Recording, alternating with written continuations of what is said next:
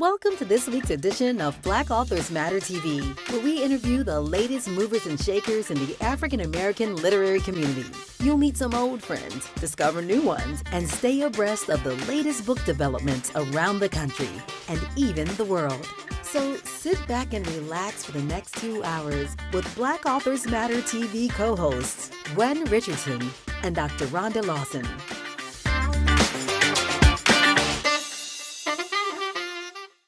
Good evening and welcome to another edition of Black Authors Matter TV.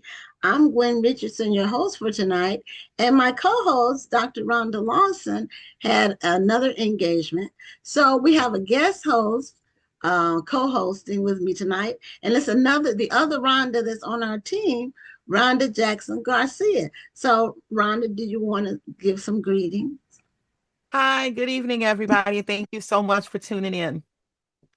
Okay, so we have an amazing lineup tonight, and we also are going to be celebrating our 900th guest. Can you believe it? We've interviewed 900 different people on this show in the 6-year history of the show. And it's not 900 interviews because some of them have been on more than once or more than twice, but each person, once they're on, they count only once. And so it's 900 different people. And so our third guest is our 900th guest on the show. And our first guest actually has been on the show before. I think this is her second time, but she'll correct me if I'm wrong. I do have a few housekeeping notes. The National Black Book Festival is going to be amazing. We're about 8 weeks out, more or less. We sold out a month ago in terms of author vendor space. We've been bombarded with people trying to get in, and we have to tell them we're sold out, which we are. So, but it's going to be an amazing year. We have some added things we're doing. We're doing a spades tournament for any of you all who play spades and you want to win a few cool prizes if your team wins. And our Children's Festival this year is sponsored by Scholastic. That's going to be taking it to another level. And then we have a program for middle schoolers on Friday where they get to play team games, and then they'll win Roblox gift cards. So we got a lot going on. But anyway, and this is our 19th anniversary. Next year is 20 years. So just stay tuned. That's just an amazing ride. 20 years of uninterrupted book festivals. Even during COVID, we did it virtually for 2.5 days. So our first guest is a multi-published author, and she's been on the show before, I think once. It could have been twice, but she'll probably remember if it's been more than once.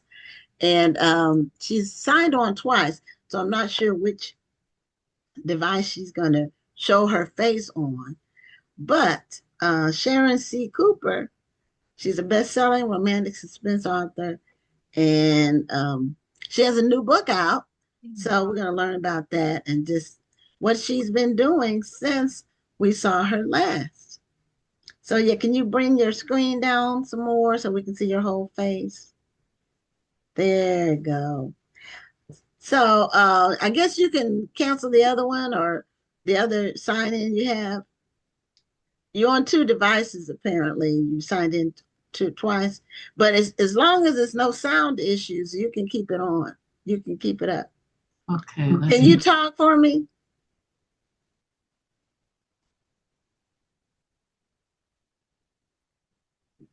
Did you freeze up or are you looking? Okay. Oh, okay. Oh, okay. All right. I'm not sure what happened. Okay, so the other one's frozen. Yeah, maybe I should log out and try again. Well, you're okay on this screen over here. Okay. Yeah. Because I can remove you. I can log you Okay, out. yeah, you can remove it. I'm not sure what I did. Okay. You might have logged in twice, but anyway, it's That's all good. So, welcome back to Black Authors Matter TV, Sharon C. Thank Cooper. you. Thank you. You're welcome. And have you been on the show once or twice before? It's been a few times actually. Oh, okay. Okay. Yeah, a I few thought times. it was either once or twice. So it hasn't been more than that. It hasn't been more than twice. I think this is your third time. Okay. So, because in 6 years, you if you skip a couple of years, then it I remember it, but it starts to become a blur after a while. So we have a guest host tonight joining us. She's part of our team, our book festival team, and it's another Rhonda. So Rhonda Jackson Garcia, she writes in the horror category. Okay. Hi, Rhonda. Hi, Sharon. Nice to meet you. You same here. So Sharon, you have a new book out, but before we get to that, um, update our audience on for those who know you and for those who may not know you, and just let them know who Sharon C. Cooper is. Okay, I'm Sharon C. Cooper. I write contemporary romance, romantic suspense, and a little bit of romantic comedy. I've just hit 50 books Well, with this last congratulations on release. that. Thank you, thank you, thank you. Hmm. Yeah, it's kind of Okay. like shocking. Yeah, that's a big number. And when people who have done like over 100, Yeah, that's a lot of writing. That's a it lot of really stories. is. And it's amazing that there's actually like multiple people who are in that category that Yeah. have written more than 100 books. And Yeah, so, it's amazing. My hat goes off to them because it's not easy. no, and I would be uh concerned about getting stale or being repetitious, but people say that they just have so many stories, and depending on your profession, like people who write as a sideline and not their full-time job, they might have situations like, for example, if they're a social worker, they probably come across a gazillion stories, that they can weave into, make characters out of, or situations that are, or just plots that they can weave into a story. So it just depends. So do you write full time? I do. I do. Okay, good for Yeah, you. Good I for do. you. Now, where are you joining us from? I'm in Georgia. Okay, so are you in the Atlanta area or somewhere else in I'm Georgia? just outside of Atlanta. Yeah. Okay, all Yeah. right. And how's the weather there? Very hot. Yeah, it's Very, very hot. I'm in Houston, and Oh, it's so a you hundred. know. It's 100 here. It's Okay, been so hot and I don't think dry. we hit 100, but I know it's in the mid 90s. Okay, yeah, and it's been dry. Okay. So right at this point, we're praying for rain. Okay. Yeah. So, um, so when did you get started? What made you put the pen on paper or on a computer, depending on when you started? Okay. Um, what made you say, okay, I'm gonna write a novel? I wrote well, I should say I published my first novel in 2012. And what made me even want to write a romance novel is because I was reading them. I was reading a lot of them, kind of like most people, like, oh, I think I'm gonna write one day, not knowing just um, how hard it was or how hard it is to write a book, but just kept messing around with it, probably, maybe for a couple of years. And initially, I had planned to write just sweet romance. And so with my first novel, it's a sweet romance, but then all the rest of them have, yeah, different levels of heat, I should say. Okay, Um, so for the audience, including me, what what I know there are different kinds of romances. Years ago it was just like romance, but now there's all kinds of romances. yeah, And so a sweet romance is that with it's sex, without sex, typically no or like, sex. okay, Yeah, no sex. typically no sex. I think even some of them might have it where it's behind closed doors, where it doesn't show up on the page. I Okay. think, don't quote me on it, but I think they consider those to be sweet romances also. Yeah. Oh, okay. Well, see, I didn't know that. I was guessing it'd be like minimal sex, but I didn't know there was no. But I'm sure that you can't have romance without some Oh yeah, there's allusion to definitely reference. emotions and yeah, They covered up, or they some close embraced calls. each other, and he rubbed her back or something, and she Definitely. sighed. Oh yeah, definitely. Some authors do well with, well, I should say well, because I read some sweet romance, not a lot of it. Some authors do have it to where there's very little, kissing or anything, and they Mhm. just really is very heavy on just other parts of the story. Yeah. Yeah. Um, I read, I don't read a lot of romance, but I do read some. Mhm. Uh, Beverly Jenkins, what she'll do in her books. I like her writing because historical fiction is my favorite genre. So she mixes the historical with the romance. But she'll like wait until page 100 or so before she introduces the sex. So she develops the characters before, she doesn't, it's not on page one where, Right. her legs were open and around his neck and they're on a Yeah. desk and on page one, you know. Yeah. I'm with you. I prefer to have some story before Yeah, the sex scenes, yes. But that's just me. Yeah.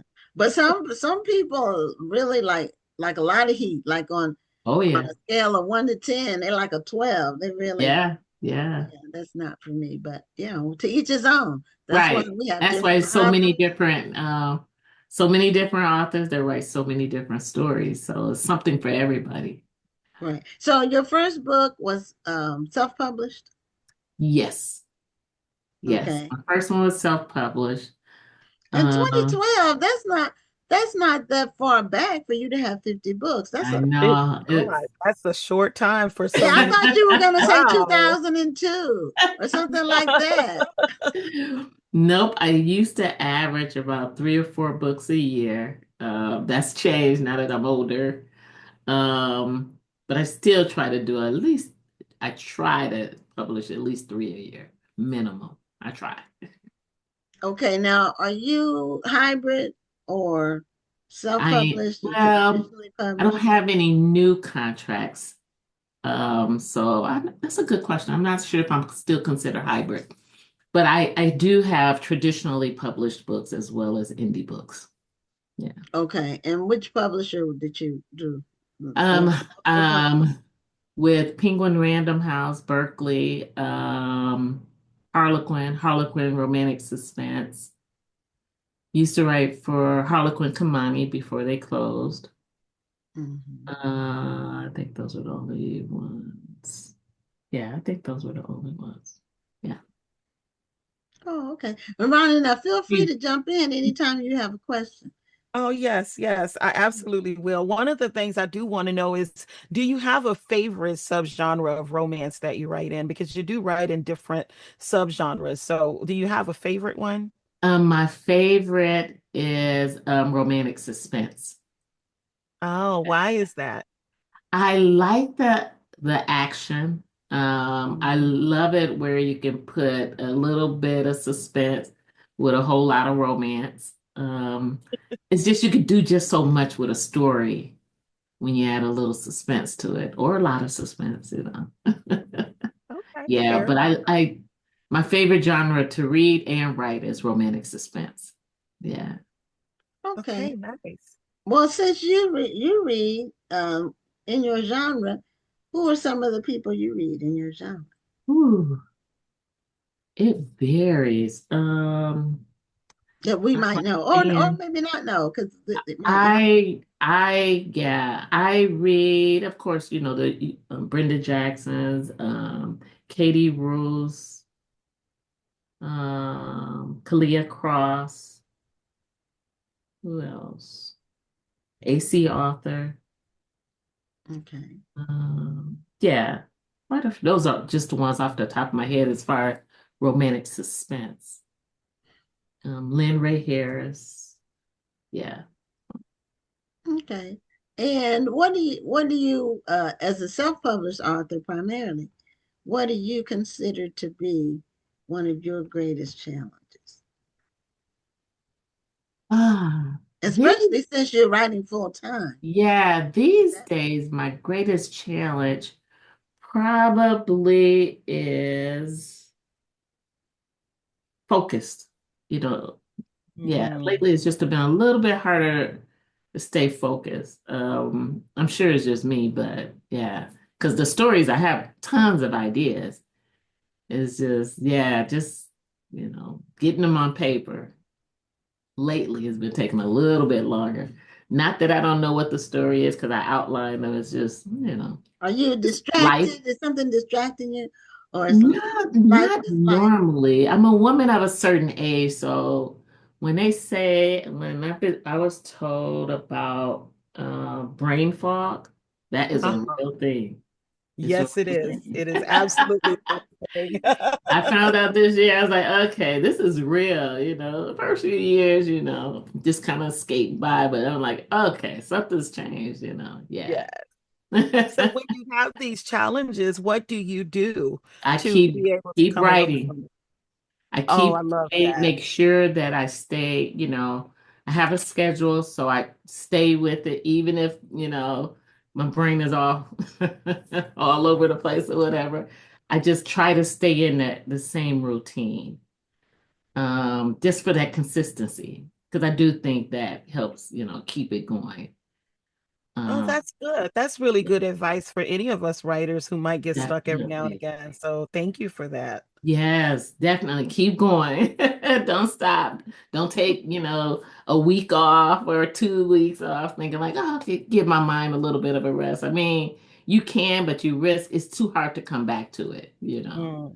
But if Hmm. you set aside a few hours every day to make sure you're doing something towards, writing a book, whether it's research or actually putting the words on paper, something, it usually helps you just kind of at least stay in that mind frame that, hey, I got to get this book done. Uh, Yeah, Yeah, no. I find as I've gotten older, because I'm do as all women I think do a lot of multitasking out of necessity.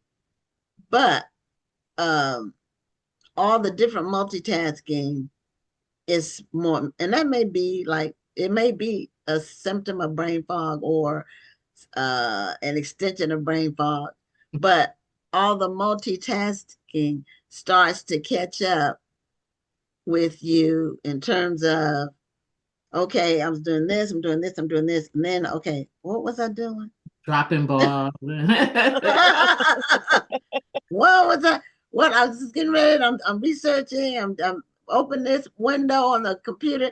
Open another one. I might be looking at my phone, and then okay, why did I open this browser? What was I look? Exactly. Okay, what was I looking for? And then it comes back, but that Exactly. That's multitasking where it exactly used to it. be sharp and I could juggle like 8 balls at one time. I can't juggle Yeah. the eight anymore. You know, Yeah, it's time for exactly, me. exactly. Or you can't think of the simplest word. It's like right there. You just can't think of that simple word.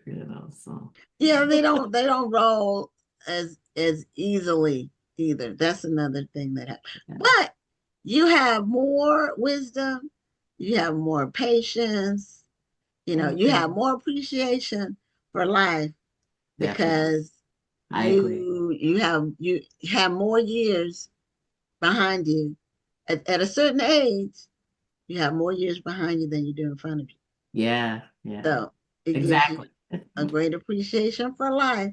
And Definitely. something that you, when you're younger, you take it for granted. You just like, oh, you just like la la la la la, just go along, and then boom. So, tell us about your new book, Waiting for You.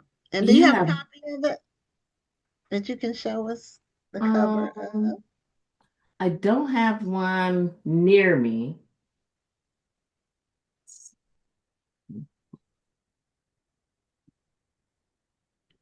Hold on. One second.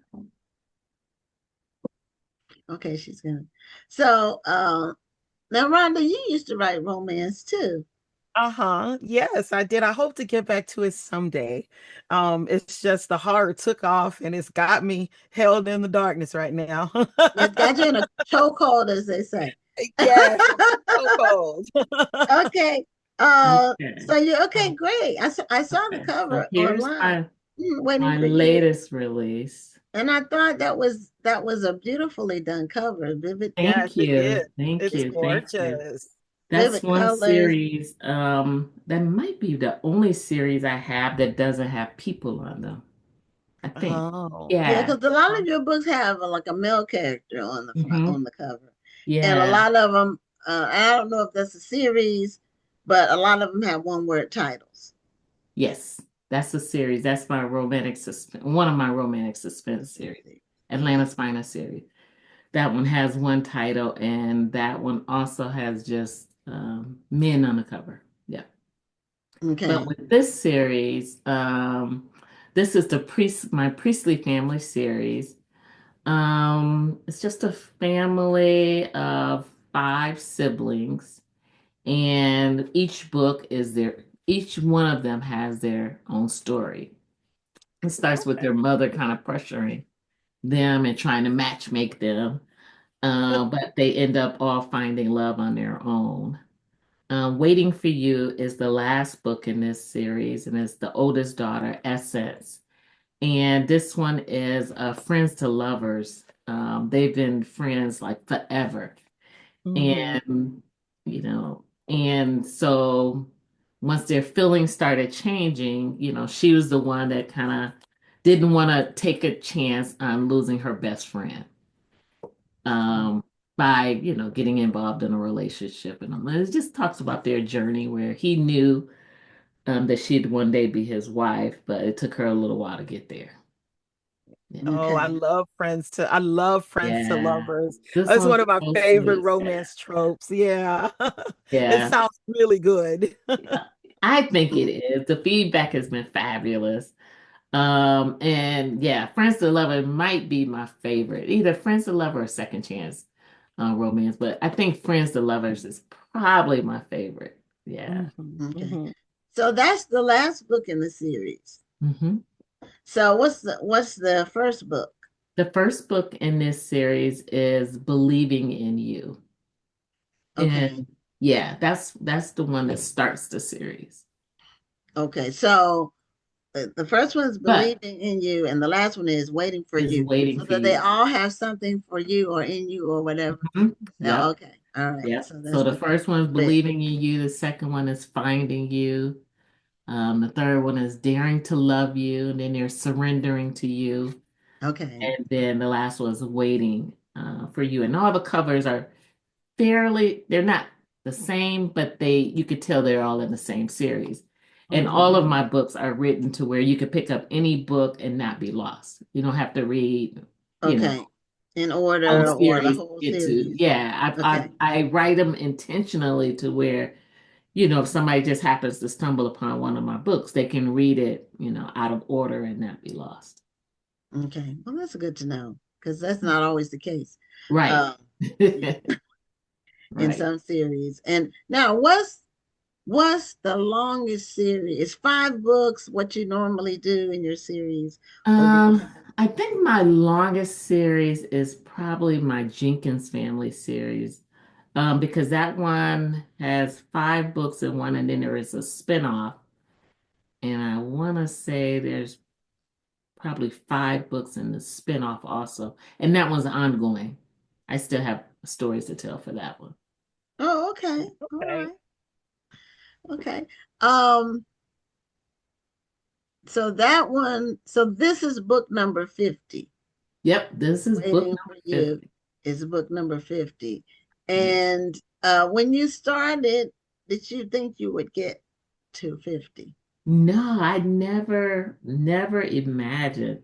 When I first started, it was just exciting to be writing and that people were actually reading the books. You know, most authors usually have tons of stories in their head, or ideas at least. And so, yeah, I just had a lot of ideas and was trying to write them, get them on paper as fast as possible. But yeah, I never thought about just how many books I would end up writing, you know. But Well, it's been a fun journey. well, Mama Tony, I don't know if you are Oh familiar. yeah. Okay, yeah, I think everybody knows Mama Tony. Oh yeah. She is she is everywhere at once. Yes. She But is. she I don't says know that how she does it, but yeah. I don't either. And at her age, she was at the book club, the National Book Club conference.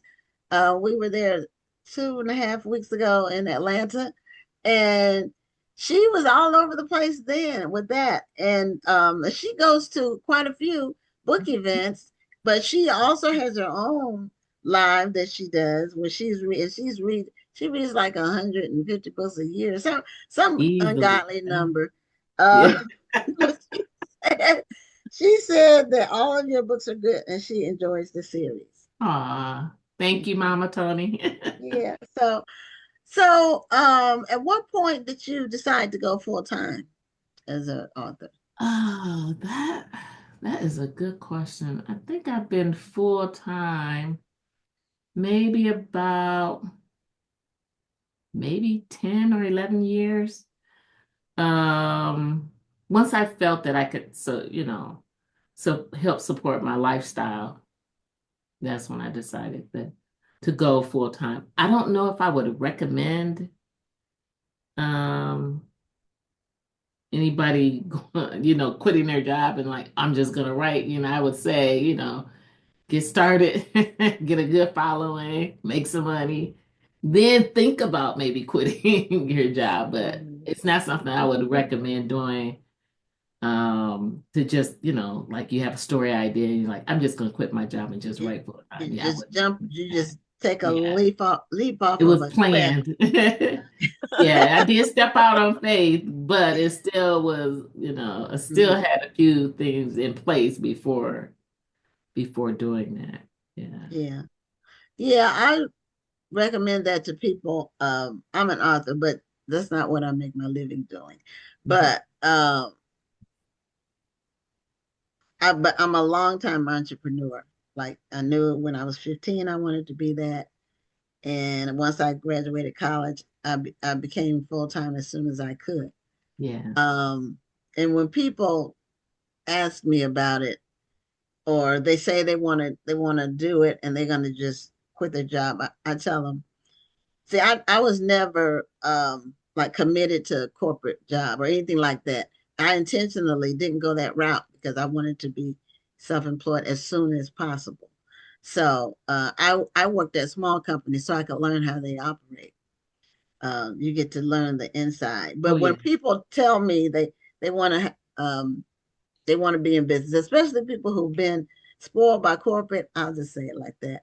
Where, your check is always and your direct deposit is where it's supposed to be. You got a Mhm. 401k, you got 5 weeks vacation, you got sick leave, you got PTO or whatever they call it. You got all of that. Oh, and insurance. You got all of that. Keep it.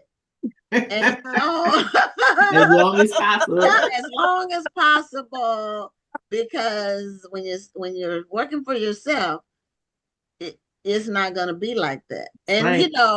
Right. if the longer you stay in the corporate realm, the harder it is to leave because you got a mortgage, you got car notes, and Right. You then have a if you certain have lifestyle. kids, Yeah. then you got obligations. So I did it early. I've been 25 was when I did it. I didn't have Yeah. kids. I was married to a knucklehead, but I worked that part out and got rid of him a few years later. So anyway, Yeah. And I've always had little side hustles. So yeah, yeah. And I Oh, always, even good. when I yeah, had a job, always. I always Yeah. had something on the side, Yeah. So you need to be able to maintain your lifestyle. So, Definitely. think it Definitely. through. Don't be emotional about it because, I agree. 100% I yeah, agree. the emotion will come. If you don't think about it, you'll be crying real tears after. Anyway, so, That's true. So let's see a copy of your book again. Okay. And congratulations on this being released. It hasn't been out that long, has it? Yeah, it was released in June of this year. Okay. A Yeah. few Okay, weeks. yes, So, congratulations. yeah, Thank so you. Thank you both. cover. And congratulations again on longevity, Thank you. persistence. Thank you. Thank you. It's been Consistency. a fun ride. It's important. So we look forward to more from you. And Okay. And good luck, Rhonda, with your Thank writing. you, Sharon. Thank you. And to you. Thank you. Thank you. okay, have a great night. Thanks for Thank being you. a You guest do on the the same. And show. thanks again for this opportunity. Take care, Okay, ladies. you're welcome. Good night. Bye-bye. I forgot, before we bring on our next guest, I forgot to tell everybody my new book is out. It's called Yay. This is the Proof, so it won't have this line through it. How to Plan a Book Event Without Losing Your Mind or Going Broke. And as the co-founder and national coordinator of a 19-year running event, I have a lot of information and stories. I also was able to, because of the show, I've interviewed many people who do book events. So this gives you from conception to the aftermath in terms of debriefing your staff at the end after your first try. But it tells you what to consider for if you want to do one, should you do one, you do a self check, and it takes you through everything, the budget, your management team, everything you need to know about planning a book event. So it's Very now available on Amazon in paperback and ebook. It just got released today, actually. And I'm going to congratulations. thank you. I'm going to do the hardcover, and that should be available in another day or two. The hardcover, because it'll be my first hardcover of one of my nonfiction books. The only other hardcover I have is a children's book. But I wanted to do a hardcover in this one. So anyway, we're bringing on our next guest, Tyora Moody. And Tyora, she's been in this book space for many years. In fact, Yes. Yes. Tyora, when she comes on screen, I'm going to remind her, I'm sure she remembers, but Tyora was at one of our first National Black Book Festivals. I think she was at the first one we had at a hotel. So that was year 3. So that would have been in 2010, I think, or 2009, one of those. But Tyora was there at that one, and then she's still in the book space.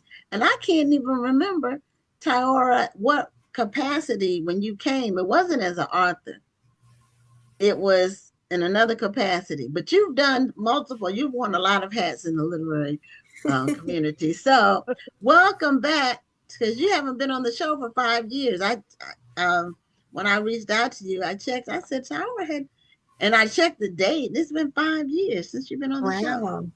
Yeah, that's amazing. Well, thank you for having me back. It's great to be back. You're welcome. So tell us some of the hats you've worn in the literary community. Oh goodness, now you're showing my age. Oh my yeah, I've been around a while. So I guess when I went to the conference, what was I doing? Back then I used to build websites for authors. That's how I got started. Okay. I actually and from there I used to do blog tours. I did that for a couple of years. Okay. Right now, I still do things for other authors. It's mainly like book covers, and I help authors get their books formatted. But I Somebody don't think asked there's me about formatting recently.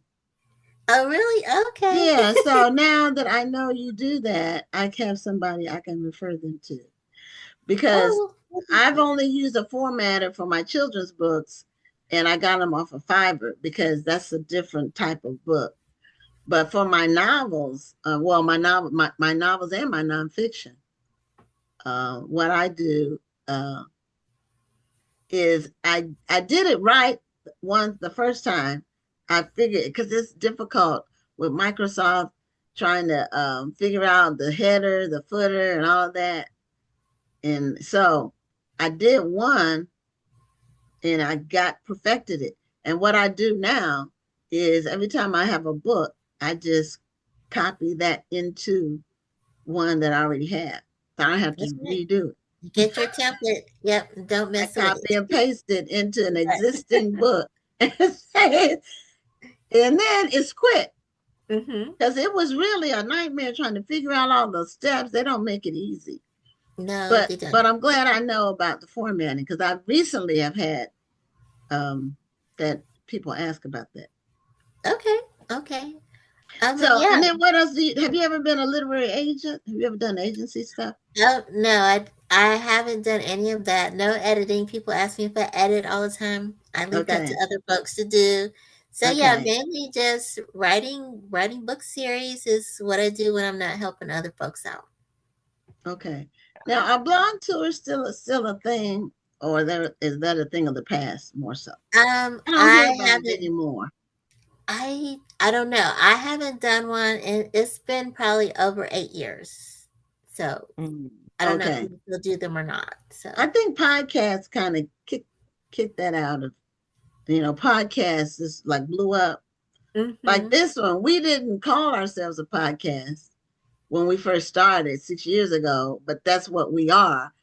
So we started adopting it, but we were just calling it a live show.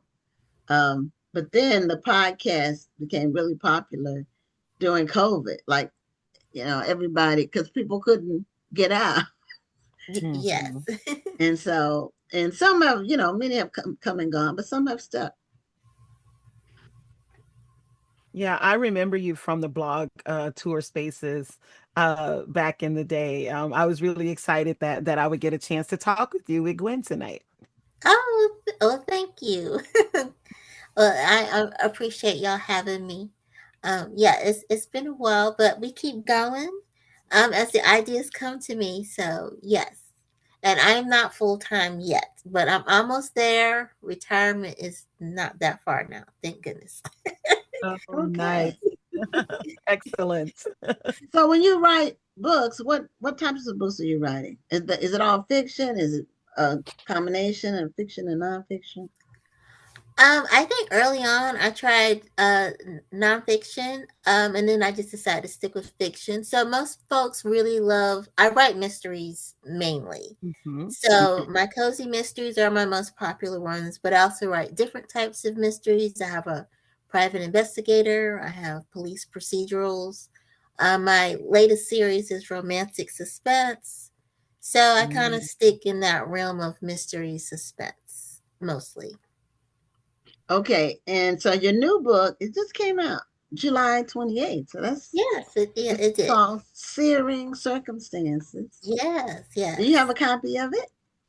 I don't, but I have the cover on my phone. I see, when you get up in age and you write so many books, it's like I still need to Not up order in 2 age. copies. Actually, I am up. I'm like mid-50s now. Okay. So Some yeah. wouldn't necessarily consider that up in age. You're as young as you feel. Well, yeah. I feel young some days, and then some days I'm like the Gen X is kicking in. So yes, I've been around a while. But as soon as I'll find it, but yeah, so the book is actually book number 8 of the Eugenia Patterson mystery. So I've been writing that character a very long time. Okay. And people Okay. still enjoy her. And I keep writing her. I only write a book in that series probably every 2 years, just because gives me a chance to write other types of books. But people keep asking for her, and I'm getting closer and closer to her age now because she is. I wrote her when she was in her late 50s, so she's like in her 60s now. So it's a little weird that I've grown up writing her, and I'm getting closer and closer to her age. Do you Well, see any end in place or any end in time, or you think it can be ongoing? Right now I have 2 more book ideas, so I know I can go up to book 10, and then we'll see. I know a lot of authors out there who do book series that go into the 30s. I'm like, I don't know if I can do that. But I don't know. How do you yeah, keep people engaged in that many? It has to be a compelling story. I'm yeah, wondering if you have a 30-book series, you have to kind of write it kind of fast because hmm um, people wouldn't want to like 30 years, to find out what happened. You don't yes, want to start and then one per year. So you have to be writing them pretty fast if you have that many, yes. I think the people but who I see do that. They have a couple of books in the series a year, and I don't write like that. At the most, I do maybe 3 books a year, but they are from different series. It kind of helps me to move around. okay. All right. And Mama Tony, again, she commented, she said she loves your books and you're one of the few authors she hasn't met. Oh, oh no. Because Okay. Mama Tony's been, she gets out there. She makes her rounds. She's serious about books. And it's important that we have readers who are serious about reading, because that's what allows all of us to continue with our craft. Absolutely, definitely. I agree. And I listen to readers. It's why I'm still writing Miss Eugenia and other books because they tell me they want to see new things happen with her. The whole reason when she got married, that was very influential from the readers. She got remarried Oh, again. So yes, so oh, yeah, I listen. okay. Yeah, that's how several of my book ideas come from people who tell me they want like my new book, which just came out today, about how to plan a book event.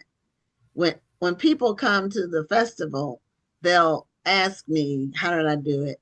And then they'll say, well, I'd like to do something in my community like this. How do I go about it?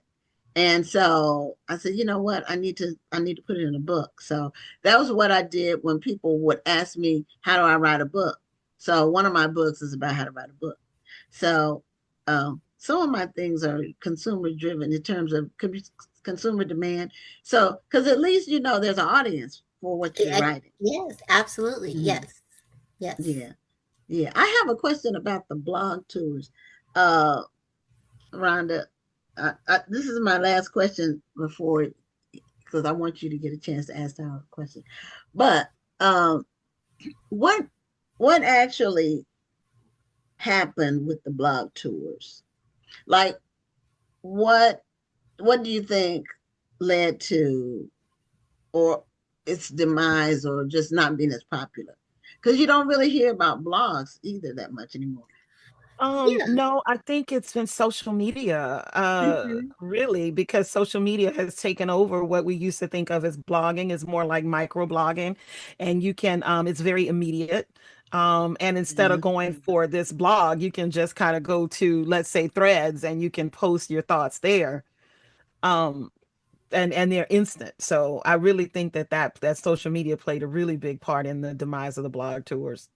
Absolutely, I agree. Because there was a time when it was just blogs were a big thing, even right before Facebook. But yeah, once um, TikTok came in, you got Book Talk, YouTube, where people put their reviews out there. So there's other platforms that people kind of prefer to go to.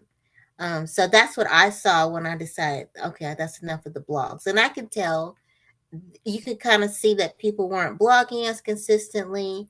You would send out books for reviews, you weren't getting enough reviews back. So there's things like that. Was like, well, I think we'll stop. It's too much work for it not to really help the author get their book out. So Yeah, and I guess with social media too, you have the ability to share, you know, hmm tag, comment, you know, you, hmm you can have video or pictures that people can talk about. TikTok hmm is entirely video.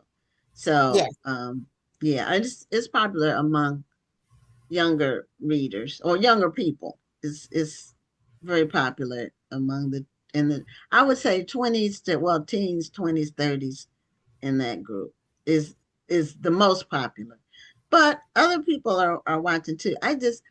I'm not I don't think I'm gonna make the commitment on TikTok just because I would have to be doing videos all the time, and I don't do videos. This is the video I do.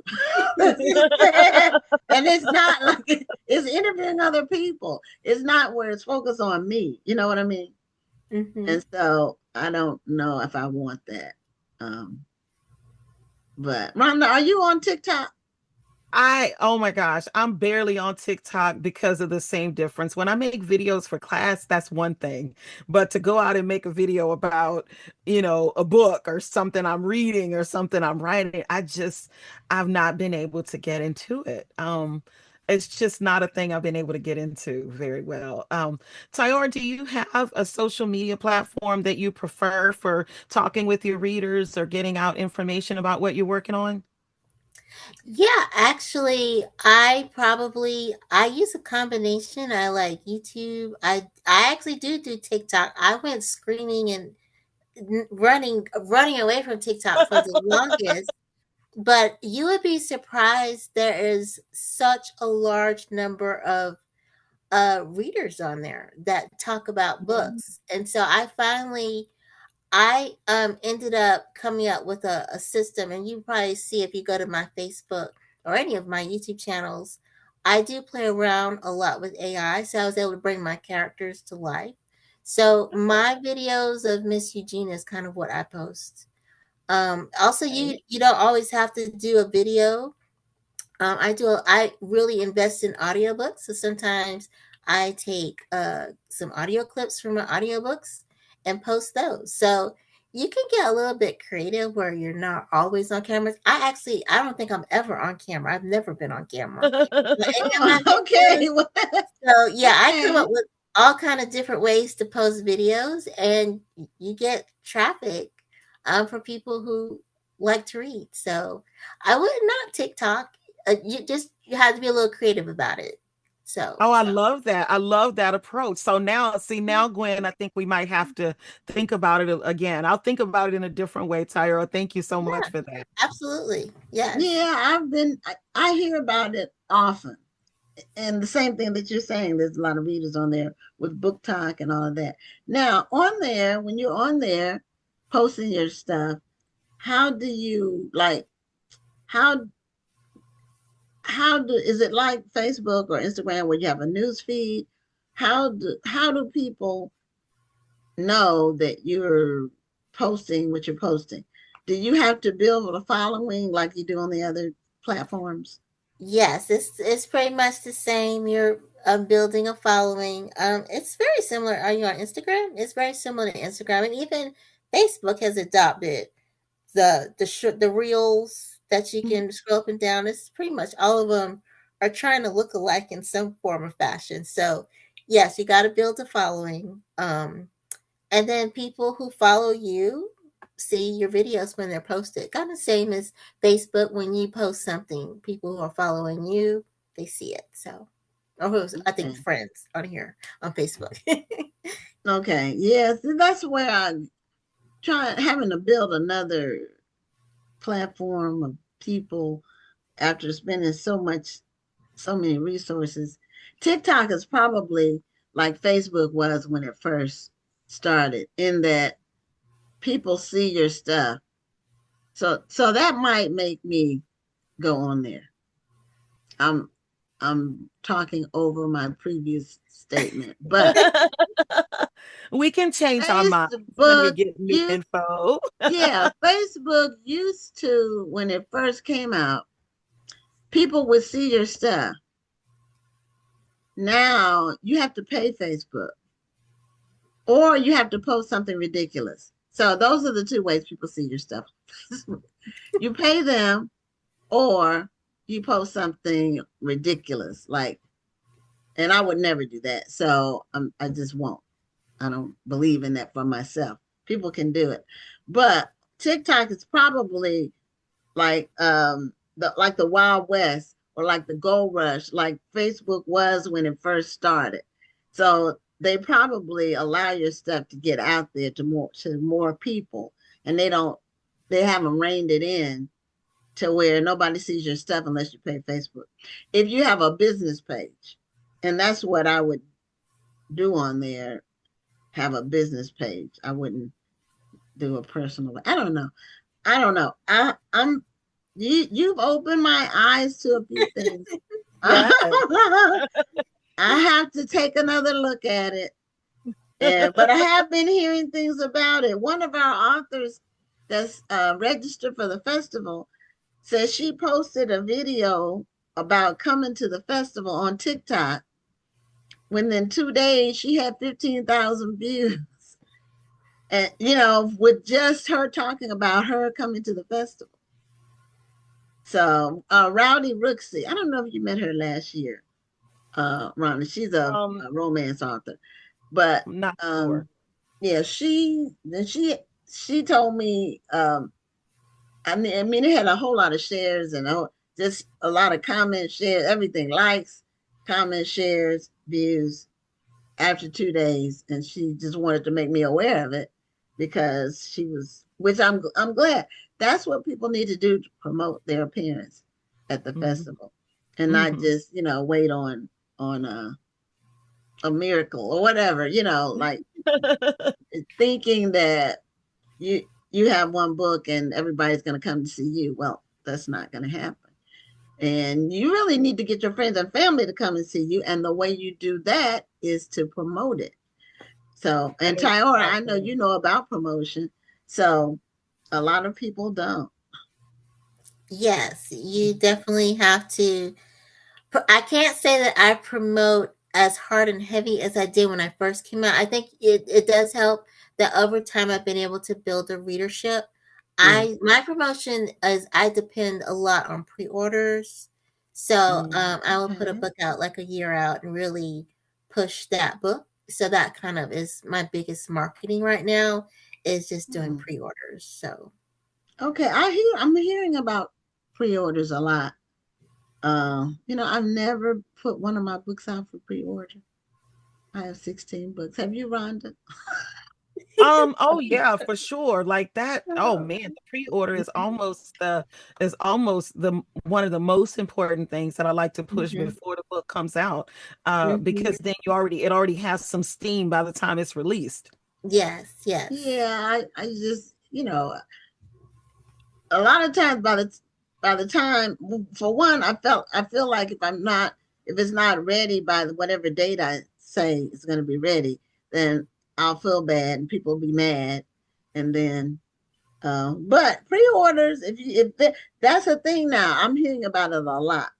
People are really pushing the pre-order concept. And see, I don't pre-order stuff. I wait till it comes out, but I'm probably not typical.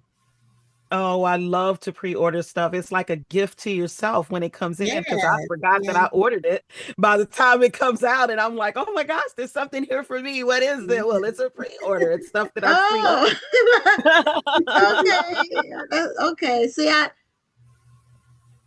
because I order as a retailer, I'm not in there. I can't do it like that. Unless I don't order books from Amazon. I order them as a retailer with the retail discount. So I can't get the book until it's out. Okay.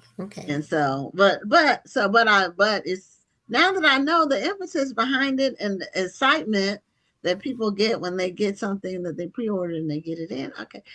These are things that I don't know about because I don't pre-order books. But show us a copy of your new book and tell us what it's about. Yeah. I'm going to try to do it on the phone if you can see it. Yeah. So, is that a baby carriage?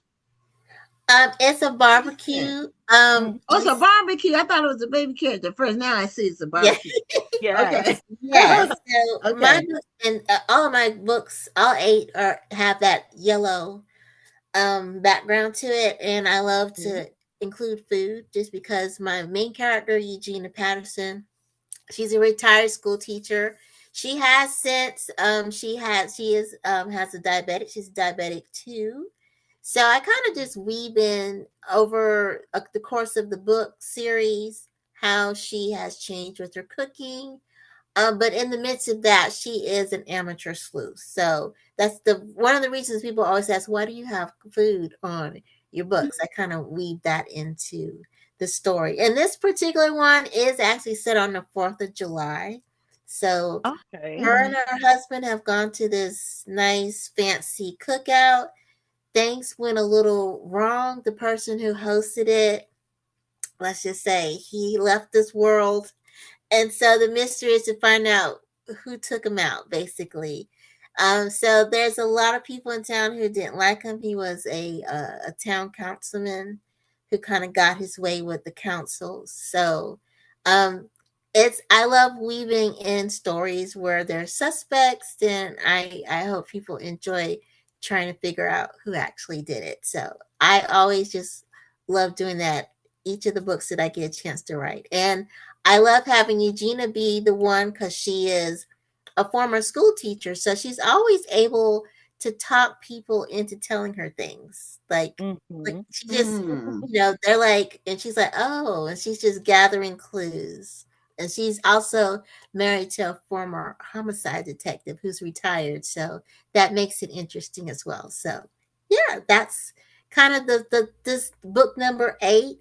I was able to find a different roundabout way of doing another murder mystery that I think is very different from the first 7 books. I try really hard not to have a pattern or try to keep it as unique as I can, which is why I only do them like every other year.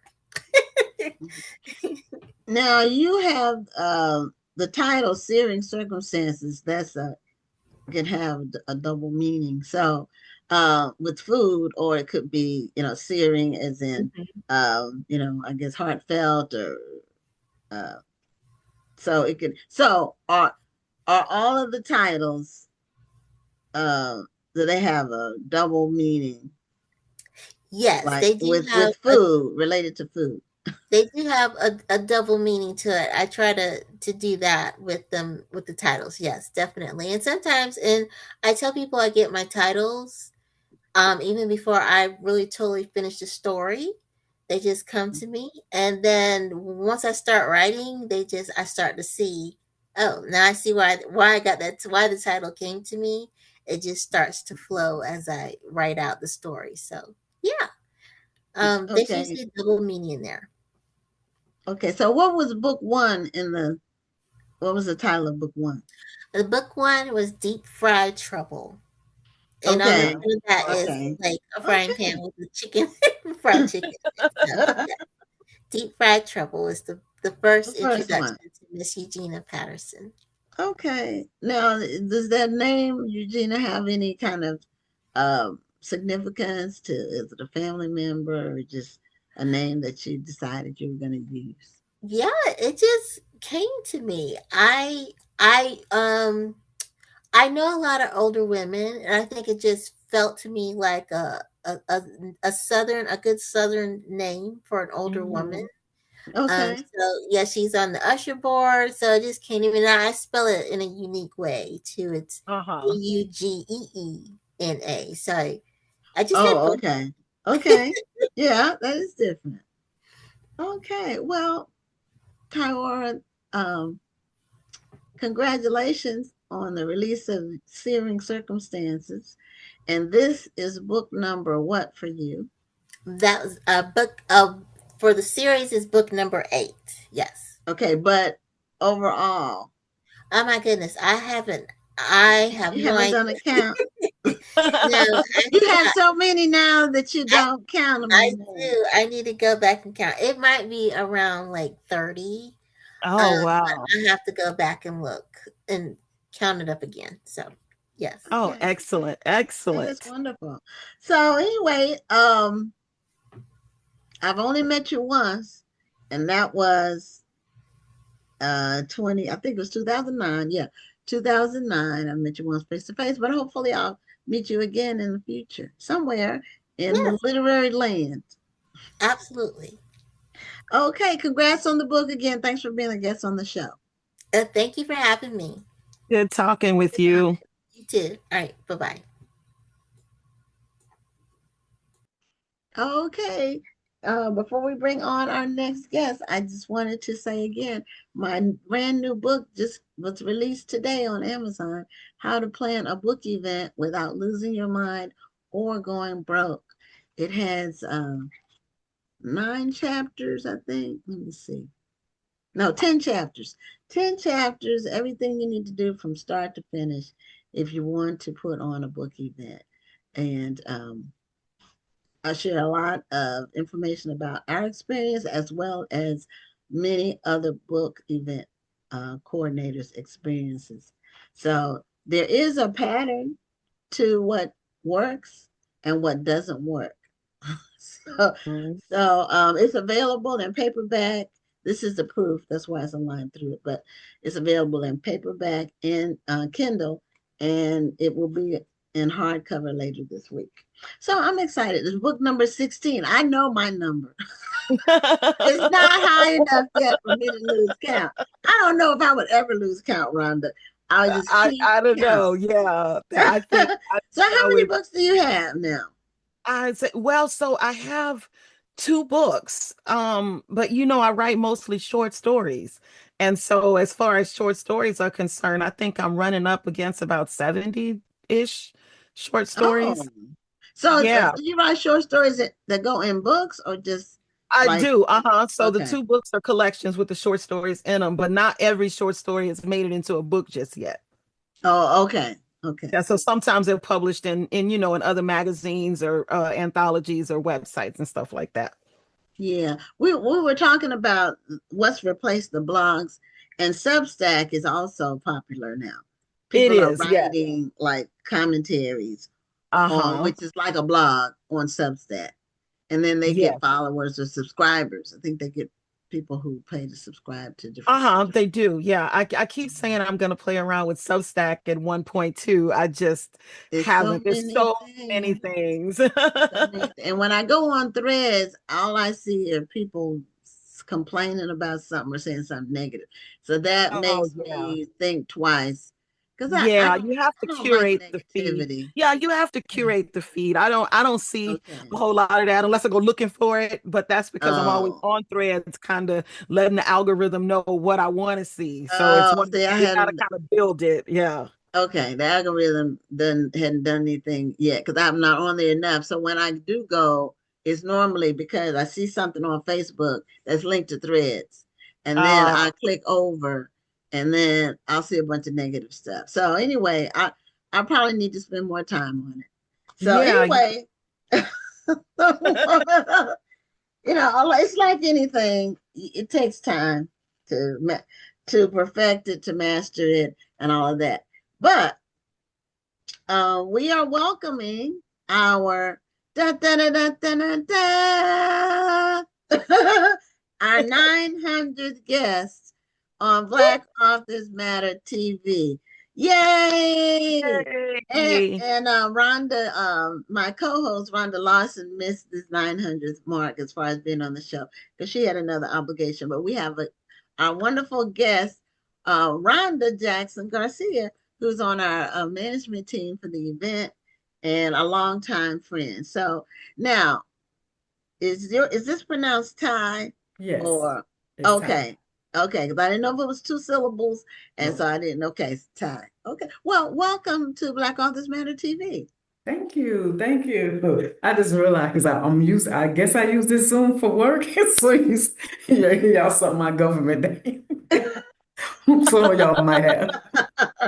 That's okay. On the screen it says Ty though. Yes, it's So Ty. yeah. So you've been doing a lot of things, and you have a new book out through Black Odyssey Media, Yes, and it's called Madly Driven. Do you have a copy of it? Is it? It's out. It came out a month and a half ago, right? it did come out in half, and I'm slipping because I usually keep a copy with me, and I got my book bag, but not the copy. Okay. Well, So. tell us about what Madly Driven is about. Yes, Madly Driven is what I call the perfect summer romance. It is a sports romance. I look at it like it has all the tropes. It's enemies to lovers, forced proximity, best friends, ex. Uh, billionaire romance, and it involves an F1 driver. Well, technically, he's a NASCAR driver who has won NASCAR, so now his next goal is F1, Formula One racing, which is completely two different type of racing. So we're watching his transition from a NASCAR to F1, and he falls for his ex best friend from college because they both went to Prairie View. And so now he falls for her. She's a content creator and also a PhD student who is this supposedly guru on love, but doesn't have a man. So for her brand, she needs to have a man, and for his image, he needs a woman. Because in NASCAR and Formula One, you have to be, it's like family oriented. And he Mhm. has been in trouble for being out there with women. So this is a relationship that they decide to basically be fake together so that the world will believe that she has a man and that he is a committed man.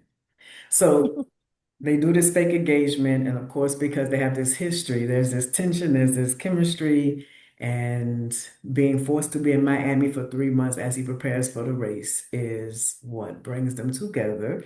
And you have to read the rest to see what happens. Okay, now, Sounds are you fun. into race car driving yourself? Are you into NASCAR driving? I Or would how did say you like make that the setting? Really, yes, basically, it's like a yes. character in your book. It is So, because it really is a character in my book. I would say I love sports romance. I've written several. I've written about basketball, football, baseball. So I wanted to write about something different. okay. And I've been following Lewis Hamilton, who was the only Black person to win F1 to this day. Thought he was Mhm. a fashion model, didn't realize he really was a driver. I didn't pay attention. I was just following him. But I said, wait, what does he really do? And I saw, I know I'm behind. I think it was a year before I realized he was a Formula One driver.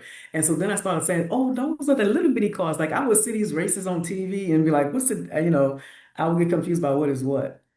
And that it made me like explore a little bit more to see what the differences are. And I realized it's completely worlds of difference. It's not the same beyond you racing.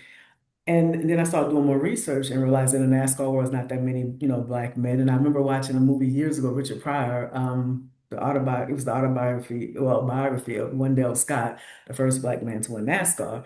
So all that was in my head. And so I started doing more research and became more interested. And that's what made Madly Driven come into light. So, did you go to some races as I in have preparation for this book? no, I did not go to, I watched them on TV. Okay. Uh-huh. And I actually got into a race car which was crazy. And if you get motion sickness like me, don't do that. Okay, I'm just gonna say that. I Did get you motion just get sickness. into a car that was parked? No, no, Or, no, no. oh, They okay. have it was a real racetrack where you can either drive a race car yourself or you can be a passenger in one. And you can go and get that experience of what it would feel like to be going 200 plus miles an hour on a track. So Ooh, I would I be thought scared to I do thought that. maybe because I get sick when they stop and go. So I'm like, well, they're gonna be going straight. I should be good.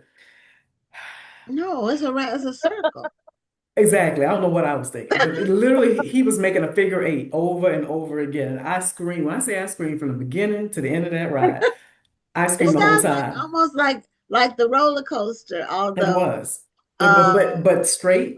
It yeah, but wasn't. it's on you're not in the air. Oh my God. That And is when I say I cut up the whole time and praying I didn't throw up. I didn't throw up then. I threw up later, but not then. I just didn't want to throw up in his car. But it made That me would have been realize how romance talented. itself. That would have been a mess itself. But what it helped me realize was how skilled you have to be to drive a race car. Like how Mhm. skilled it's not just, oh, I'm speeding. It is, because he never was on two wheels, even though he was hitting those corners, we remained on four. Like he had complete control of that car. And I was just like, man, like, people who do this, it is a skill involved. It is a sport. Like I Mhm. really sensed it. If I didn't before, I did then. And we'll never do that again. Okay. What other kinds of research have you done in order to support your writing? Because that sounds like you go kind of deep into researching these books. If I can, we'll talk, we'll have conversations. Good thing about, of course, the internet, you can find a lot of information on the internet. And other cases, like for instance, when I did Riff and Refrains, it was about a country singer. And several of my books talk about the guitar. My cousin, may he rest in peace, was a guitar player. So he literally was showing me and how, what the different keys were, how I should hold it. So and he knew I was doing it for a book, so he took his time showing me what needs to happen. So anytime I can get a real life example of how to do something, I ask, and my family's a lot of sports. I have a lot of athletes in my family. So for me to write a sports romance, and my dad is a coach, so it really was like when I was writing this baseball book, like, Dad, does this make sense in terms of how I'm describing this shortstop? This because people don't really pay attention, they pay attention to pictures, but what about the shortstop? So that is I wanted to make it realistic as I can, but not boring because it's still romance. I don't want to go into in-depth, somebody reading it like, I don't want to hear about all of this, but I do want to make it real enough that if you are interested or you want to know more, you will, get some information. Mm. Now, have you written, since your dad's a coach, have you written a book about a coach? Yeah, I have not. that's something that you could It do. surely can. I have not. That is very yeah, you just gave me an idea. It's like, 'cause I have not. I have not. I hadn't even thought about it, but that's a good one. No, that is a good one. So I'm sitting there like, huh, okay, thank you for that. All Yeah, right. he could be a up and coming coach. He could be about to Mm-hmm. retire. He could be in the middle of his career. He could, something could happen, and then it's all kinds of angles you can do with the coaching thing. Mhm. Yes. No, there is. They can Hmm. move to, okay, here's one for you. At first, he was at the college level, and then he gets recruited to go to the NFL, if it's football, and he meets one of the cheerleaders from the NFL team, and there's some sparks. Yep. I don't Yep. know. I can see that. Maybe. And I I can don't see I don't that. do romance at all, but No, but but but you're a reader, so you're going by this might yeah, interest me. I am So yes. yeah, I'm an avid reader. So Yes. but when you said your dad was a coach, I'm like, well, surely she's written a book about a coach if her dad's a coach. But I No. do understand our relationship with our dads. If you have them in a book, you want it to be uh respectful, of Exactly. what Yes. they This is one of did. those books where I'm like, you can definitely can't read this book, Dad. You know you can't read it. Yeah. Yeah, Cannot. so yeah, you want to do that. Yeah, I don't. Yeah. So romance is your main driving force as far as your writing is concerned. Yes, it When did is. you how long have you been with Black Odyssey? Was this your This first book is with yeah, it's them? my first book. So Okay. yeah, so I submitted Madly Driven to them last July. So it'll be a year, and I have another book that's coming out with them called Legend, which is about a football player. So it's another sports romance. It's not a Okay. coach, but that's Okay. coming out in April. So I'm looking forward to that. That one that's coming out. So it's more people familiar with football, so it's on that level. But it's about, like you just said, someone who's on his way out and trying to, you know, leave his mark because he hasn't yet, and it's about, is love more important than leaving your mark? Yeah. So Sometimes, Oh. yeah. yes, Sometimes you have to make a decision. yes, It's all about choices. Now, I didn't realize until just recently that you were in Houston Metro. yep. So, yeah. Now, are you from Houston? No, no. I don't live everywhere at this point in the South, but originally I was born in Mobile, but spent my childhood in New Orleans and high school from New Orleans. I graduated from New Orleans. I've been in Okay. Houston since 2013, but I've lived in the South pretty much my whole life in different parts of the South, but this is where I've been for the last 13 years. I've been in Houston. Yeah. Okay. You have other family here? Is I that don't know. right? I mean, my family's here It, now. Like my family has moved here since I've been here, but nobody from oh, my family was here first. No, I'm the first one to move here, and everyone was like, "Oh, I like Houston," so they joined. So yeah, okay. But you live in Cypress, which is yep, Houston Metro, but it's yep. not Houston proper. Of course, You know, it's not.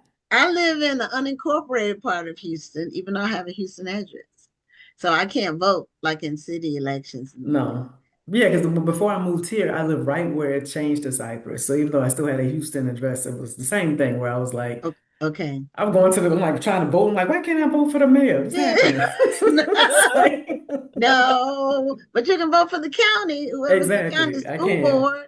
You vote for the Yes, school I board, can do but that. you can't vote for in the city election. So, No. um, what book is this for you in terms of numbers of books? I believe And it's is this your first? 55. I believe Is it's this your first 55. traditional? What number did you No, say? 55. 55. It's 55. 55. Wow. It's 55. Yeah. Very nice. 55. It's about 55. I'm thinking, I have to, I used to keep track, and now I'm just like, honestly, I need to go back and count. And I say that because some books are compilations, Mhm. but I've written at least 50, that for sure. And traditional, no, it's not my first traditional. My first traditional was Riff and Refrains with Honey Blossom Press. So, and that was Are they an imprint 2024. of? Are they an imprint Yeah, of somebody they are else? imprint. It is a woman owned, and books are. It's a small, yeah, it's a small It's a publisher, smaller but print. it's a Okay. smaller press. But it is books go Mhm. throughout the whole, United States, just like Black Odyssey. Black Odyssey is a little bigger, but they Mm-hmm. operate. Because I think Black Odyssey has distributed through Kensington. Yes. So Yes. yeah. Hmm. Yeah, we've been well, I've known Entice. I'll use her Ah, name. okay, I've known yeah, her for at least 10 years. okay. But when she first did Black Odyssey, we've had just about all of our authors on. So when she first launched it, we've had them on the show since then. So and we've had Cressida. Do you work with Cressida? Is that who you work with? No. Yeah, Mm-mm. don't work with Cressida. Mm-mm. Okay. Oh She's yeah, the yeah, yeah, yeah, yeah. acquisition. I'm going by her other name. Oh, she has another name. No, no, no, no, wait. No, It I may not don't think be. she goes with another name, but Okay, she's the okay. acquisitions person. Okay. No, just the CEO. Okay. Okay. Okay. Well, wow, you have so when did you first start writing? And like where have you like been like Hmm. where have you been? Because I She's like, I don't wait. I'm yeah, my first awareness of you is through Black Odyssey.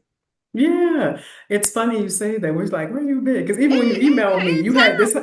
You're in This is how you said Houston. it. Yeah, exactly. That's what's funny because you said it like that. When you emailed me, it was like, oh, I felt you like, how do I not know you? That's how I felt when I read the email. Um, I I started. This is my seventh year as I started 2019 in terms of publishing. Oh, But always like my original interest was YA, and I hope to get some YA out there because that's my original interest. oh, Because as okay. a whole, I'm a psychologist outside of here, and I used to work with kids and young adults. So that's why that was interest of mine. And I stumbled upon love, romance, and just kind of roll with it. And I have a contemporary fiction that I'm working on.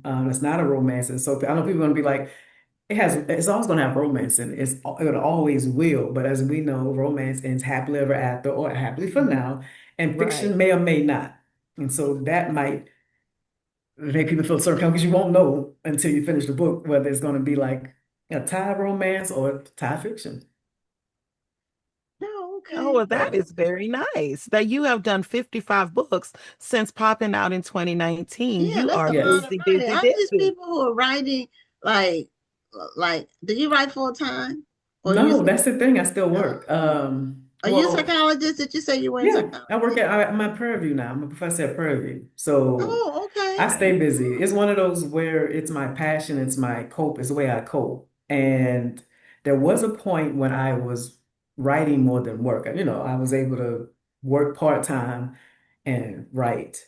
But since I took on a position at Prairie View, when I thought I'd still be kind of part-time, I end up, it ends up where I'm almost working full-time. So yeah, I've slowed down Yeah. writing in the last couple of years. Yeah, for sure.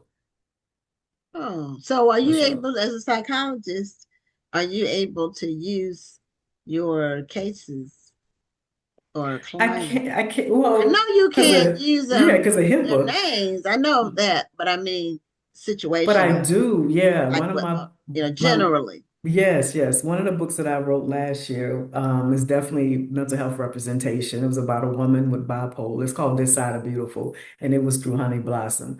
But it is about a woman who's an entertainer, like a Meg Thee Stallion. It's, it starts off in Houston at the rodeo, but it's about a character who is diagnosed with bipolar, trying to live with it and trying to still be her with it.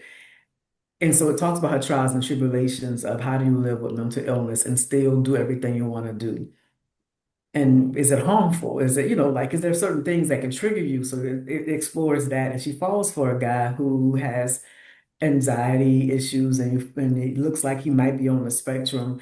And he was a musician. So it is their journey of healing each other, healing by themselves, understanding what it means to live with different types of mental health diagnosis. So that book was definitely, and I even had my students read it. That book is even though it's a romance, it's fiction, it is definitely based on my experiences working with people who have on the spectrum as well as bipolar. Hmm. Oh, So, do you still see clients, I have a or very small caseload. okay? So It's you not like before. It's not because I had a whole practice where that's all I did. But now I probably don't have like 4 or 5 clients at this point. so I'm, do you prefer teaching? I do. I do. I mean, students give me energy. Um, Mhm. I like HBCUs. I'm a graduate of FAMU, so I'm a big HBCU person. Oh, my niece went So, to FAMU. yay, yeah. I might have That's been my there around the person. same time. But she was in she was in botany. She ended up getting a doctorate Oh, in nice. botany, plant sciences, the botanical stuff. She teaches now. Yay. That's what I'm So saying. It's like it is. I do. I love teaching my students. And getting to know them, write them. So again, writing is my escape. It is my way to cope. So, and now that I'm mixing both worlds. It's a way that I can get my message out and the best way I can through a romance story. So you're still learning something, but you're gonna get all the feels, you'll get all the steam because it's not closed door at all, it's open door. So, especially if you read the very first page of Madly Driven, and it goes straight into, I'll just say that. If you go to Amazon right now and read the first paragraph, you'll be like, oh, this is how we start in this book. So I'm not by any means am I nice and fuzzy. So you write in romance and you're working on, you say something that's a little more general fiction. Is there any other genre that you think you might want to try? That's a good question.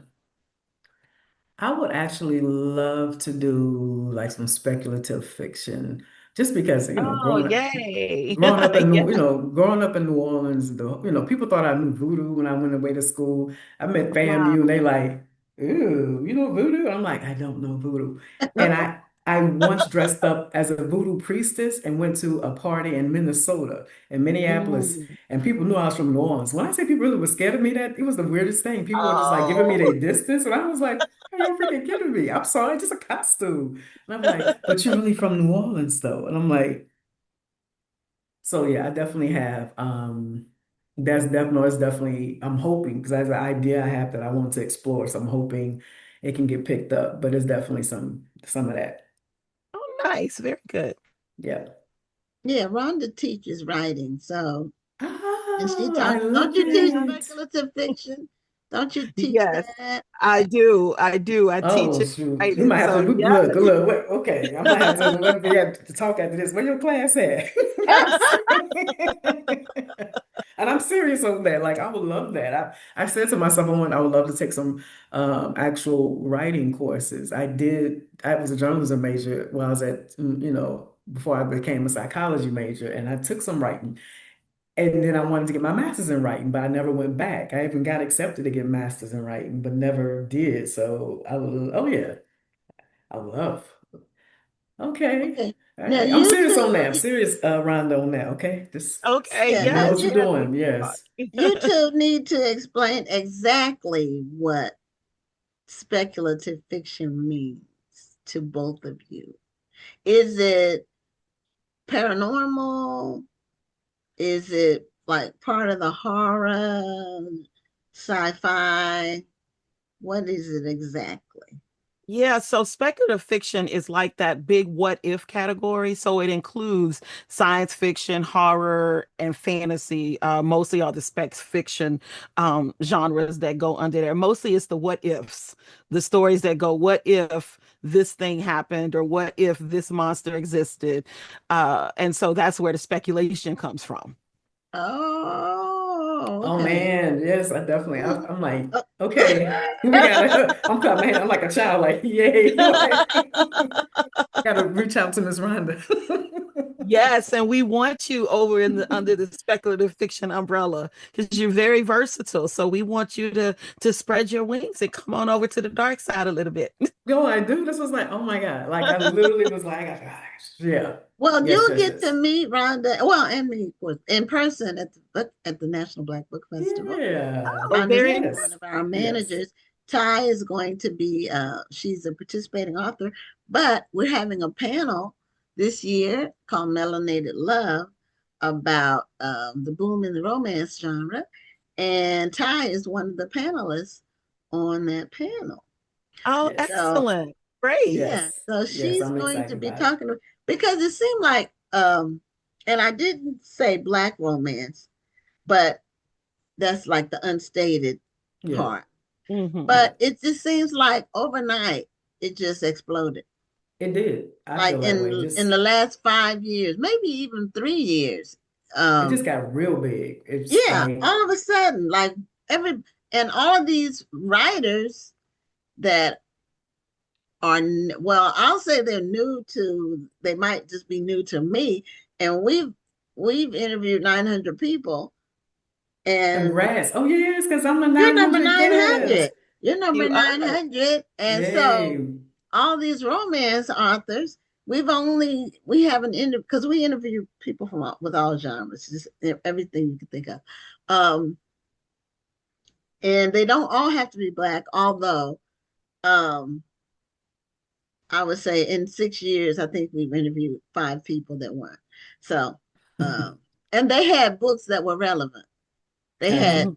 they wrote something. One lady wrote a book about Benjamin Banneker's Oh, history, nice. and Wow. she Okay. was one of his descendants. She was related to him, a white Oh, lady. Wow. She was Well, yeah, with related. all the cross mixing, Yeah, oh yeah. eventually goes back to either black or white. So I guess, Yeah. yeah. So she wrote a book about that, and you know, we got some push. People online they need something to do, but we got some pushback because we had a white um guest, Yeah. and she was first on the show. So that, for the 4 slots we had, she was at 7. And that some people that triggered them for some reason, it was crazy. I had to block some people just because they were talking crazy. No, I can We believe it. said I Black know. Yeah, I Lives can believe Matter, it. and then they said, well, apparently they don't because you got a white guest. What? Are you nuts? oh Anyway, wow. they need something to do. So anyway, um, but it just seems like the whole romance genre has really just exploded, and people are writing. I think maybe people need love, and they're writing about it, and hoping for it in their own lives. Maybe. I don't know. Or maybe they're writing about what they want theirs to be like. It's the imagination. You can use your imagination You can lose it and any kind talk of about way. anything. And it's just been, yeah, it's been a definitely romance has always been number one in terms of selling books, Yes. but it's even more like I can say in the last 7 years. I mean, I started 7 years ago. In the last few Okay. years, it's been crazy. It So is. so when I saw that topic, I'm like, it's very fitting. It's Yes, very it's an fitting. amazing thing. Well, congratulations on your new Thank release. you. And Congratulations. Madly Driven, y'all. I usually have my book. I guess because I went to work today and I was at work all day. well, hmm Madly Driven Driven, by yes. Ty You can find it is the anywhere. book, and you can find it anywhere, On anywhere books are audio and sold. paperback, ebook, Okay, it's yes. audio and all that. Every not hardcover, is it? No, it's not Just hardcover yet. paperback, ebook, hmm audio book. Yeah.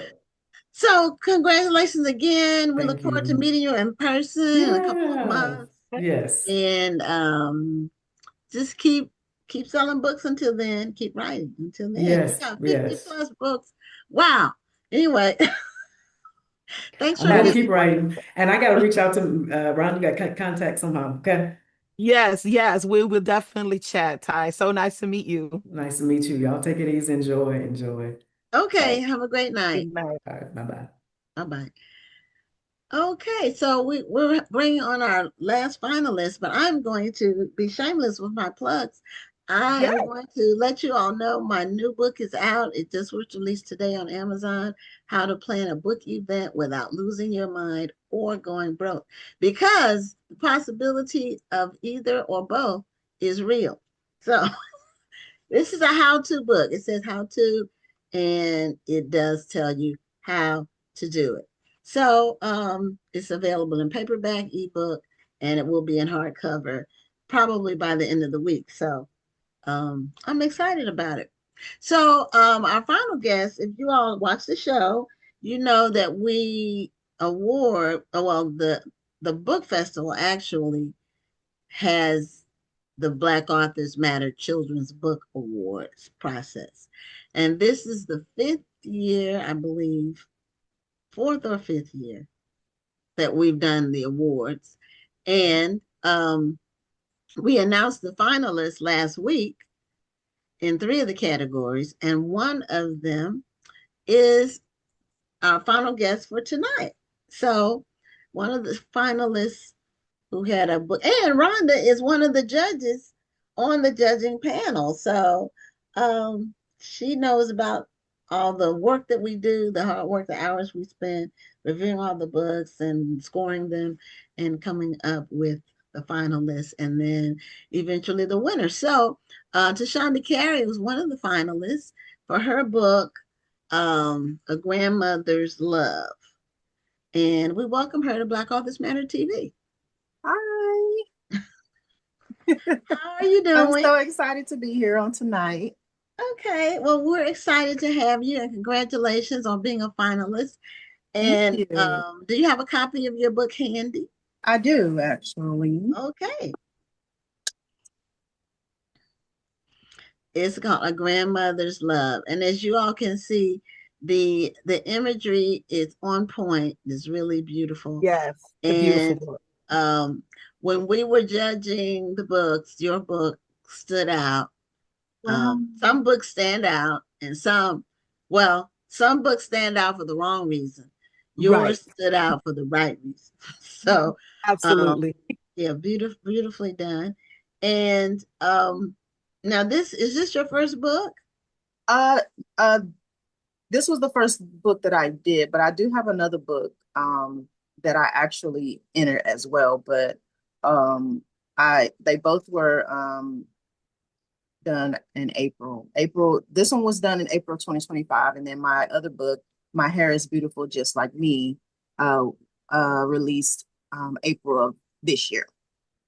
Okay. All right. Well, congratulations again. So when you saw that you were a finalist, um, what was your immediate reaction or response? my immediate reaction was I just started screaming. And my daughter came in my room and she's like, what's going on? I was like, I'm a finalist. And it was just very exciting for me because this is my first time actually being, writing a book, and being entering it, just not even thinking about, what the qualification, because I was on the live the other night and I was, watching the live and was just hearing everything that you all were looking for. And I was like, oh God, I never thought, the things that you all look for when you putting your book in a competition, what all is being looked at. And so I was listening to everything, writing down notes and everything, and when I heard my name, I was so in shock. I was like, oh my God. But yeah, I was so excited to hear that I'm one of the finalists. Well, we did it differently this year, and we're going to continue to do it this way in the future. In the past, we announced the finalists, and then we had our discussion after that. But this year, we decided to switch it because, one, we thought the discussion was important, and a lot of people, once they hear the finalists, they'll sign off because they're there to hear the finalists' names. So we kind of force people to listen to the discussion. And AI has really affected the quality of books being put out by self-published people. And people need to be cautious because Amazon is really cracking down on the AI, the whole using AI in books. And when you upload your book now, did you do your books through KDP or did you use another publisher? I did do mine through KDP. But I actually got an illustrator to help me off of Fiverr, I think. Fiverr, okay. Yeah, I've used Fiverr. Yeah. And I didn't realize until later that, when I was watching some of the YouTube videos, that a lot of people was using, AI, ChatGPT and all that. I was like, how are they doing that? And then they would show the process and I was like, oh, okay. But I liked it the way I did mine because I was able to, let the person know what I was actually looking for. And they helped me to kind of, because I wanted to use, the book is actually about my grandmother. That's my grandmother. And I'm the girl. And so I wanted to use a picture of my grandmother and I wanted it to be as similar as possible to her facial, liking. So, and also as me when I was a little girl. So they helped me, get all that. And I really liked how the process turned out. So, and when I was listening to you all, tell what you all was looking for, I was like, okay, good. I'm in the clear. Yes, you did a really good job with your illustrator. Thank you so much. You did. And that made it stand out because there were so many covers that were obviously AI. And what a lot of people don't realize, AI, ChatGPT, or whatever, Gemini, whatever you use, can spit something out. But it tends to look like everything else. Right. It's not original. And the fact that you use your grandmother's picture and your own to get the illustrator to capture the way you all look, that's what made it unique and special. And it stood out right away because there were just so many that were obviously AI created. And your story was a simple story. Yes, I wanted to go with simple only because I know little kids, they go through different situations and they don't really know how to express their grief, of a loved one. So I wanted to make it simple to where, if they're learning how to read, or if someone is reading it to them, then they can look at what the pictures are saying and still relate to what's being said as they're looking at the pictures. So Mm-hmm. And you did an excellent job of that. I can't remember who, because I rewatched the discussion about the books from last week's show. I don't watch every show like from beginning to end. I might rewatch one interview, but I watched that segment because I wanted to hear how we sounded to other people. Mm-hmm. Because for some it may come across as harsh, but believe you me, I liked it actually because it helped me. okay, I was writing okay, notes. I was like, Good. okay, yeah, okay, yeah. And it helps because I feel like if you're wanting to succeed as an author and you have people that's been in the business, see, I'm new to this, so I'm still learning. So whatever information that I can get from anybody that's been in the business longer than me, I'm writing notes. And that So was our I intent. took a lot of information in last week, and I count those as gems. Good. Well, thank you. That was our intention. It's never our intention to be harsh, not in a derogatory way or put people down, but we were hoping to be helpful. So thank you for that. Yes, very yeah, helpful. and so was it last year or the year before, one person who didn't make this finalist list, and she listened to the discussion. She took what we were saying personally and said we were calling people out. We didn't call any names. We never would do that. Nobody No. knows who we're talking about when we say the copyright page is on the wrong side. We don't name the person. It's the situation, and none of it's personal. Right. Is based on and we take evaluating the books very seriously because for one, our name, we're basically sanctioning these books. We're putting our mark of seal of approval on the books, and it makes us look bad if we're putting a seal on a book that's just not up to par. So, Exactly. our reputation is, at stake as well. We don't want to be known as well. They just give They anybody just give anybody, right. and any person directly connected to the festival cannot enter it. So there's no um nepotism or any of that involved. Right.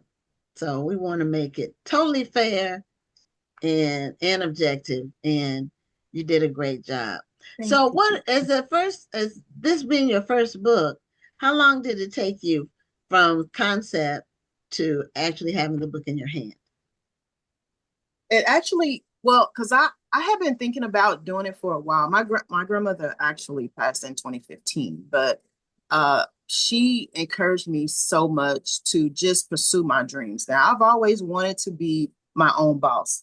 So, and last year, January of last year, I retired from my job of 17 years, and I just started doing my business full time, which I do balloon decor and custom items. And so when I was, I remember I had told my grandmother, I was like, Mama, I want to write a book. And she was like, I know you can do that. You can do that, And so at that time, I was just saying it, but I wanted to, but I didn't know really what to do and how to do it. And so when I saw all of the, people, just coming out with books and they, say, go to KDP and all of this kind, I was like, well, I'm going to look into that because that's something that I really want to do. And so right after that, probably like February of after I had talked to my grandmother, it was in February. And I was like, I'm just going to start writing down some things that I would like to do for books. And one of them was that of, trying to express to how little kids can express their emotions through grief, just by reading, and just trying to take a handle on it. So I took down some notes And then after that, probably took me about, I would say, maybe a year to just go through the process. And then April of last year is when I released this book. So, well, it's good to hear that you took some time, that you didn't just rush something up. yeah. And that shows. And also the theme of your book is different. Rhonda, you can correct me if I'm wrong. I can't recall every book we've looked at, but we really haven't had many books like this about a grandmother and granddaughter. No, we have not had a whole lot of these at all. No, so that also made it unique. But the fact that you took your time to get it done properly show, and that's what I would like other people, because a lot of the books that were submitted, it was clear that they were rushed.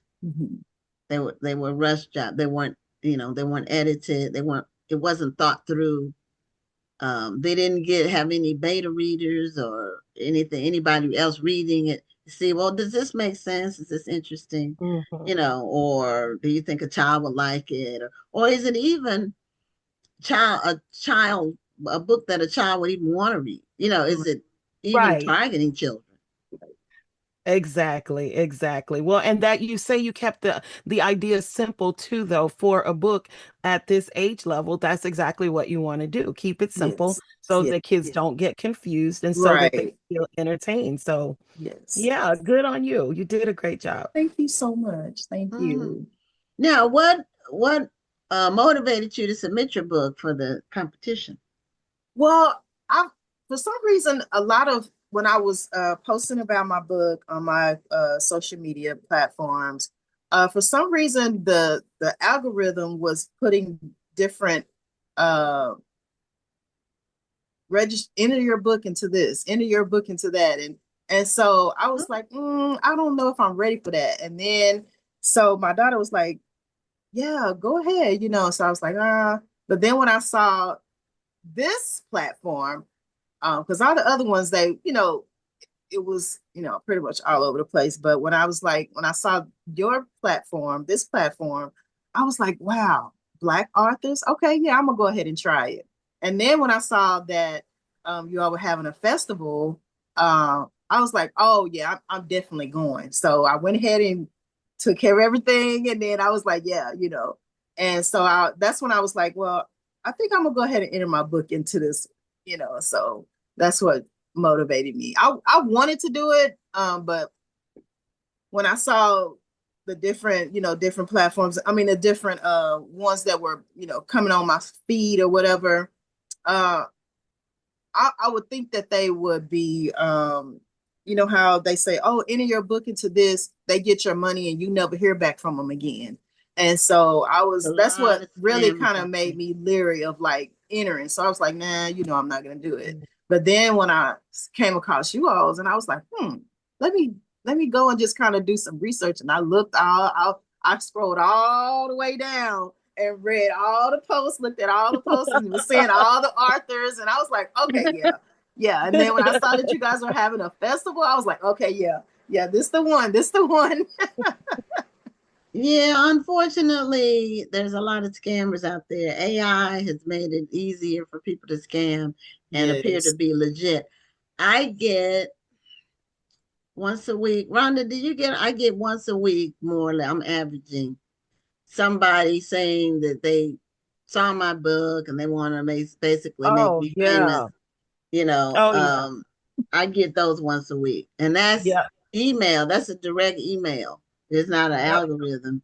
They might use an algorithm to find me.